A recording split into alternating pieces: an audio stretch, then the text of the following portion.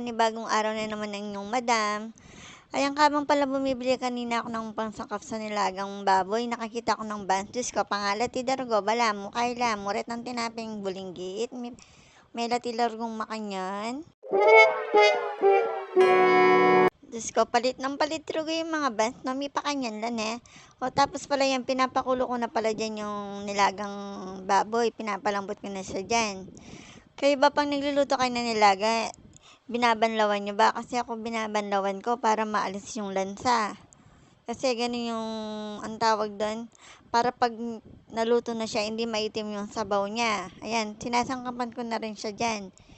Tapos wala palang mais, kaya binili ko na lang, nilagay ko na lang yung saging saba, kahit 2 piraso lang. Alam niyo naman yung boss ko, mahilig sa sabaw, kaya nilaga ko na lang yung baboy. Dapat iluluto ko siya kaldereta. Tinanong ko si boss, gusto niya daw nalaga. Alam niyo naman yung boss ko, gusto niya masabaw, no, kami pa kanya yan eh.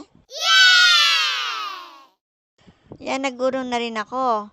Pasensyaan niyo na kung panay ganyan na lang yung ginagawa ko kasi hindi man ako mahilig yung alis-alis ng bahay. Madalang lang kung malis kami ni boss yan. Tapos nagpalit na rin ako ng bedsheet namin yan.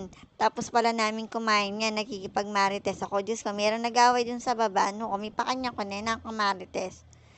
Marami pong salamat sa inyong panonood. Huwag kayong magsasawa kahit dito lang yung vlog natin. Dito lang sa loob ng bahay. Kahit paulit-ulit lang.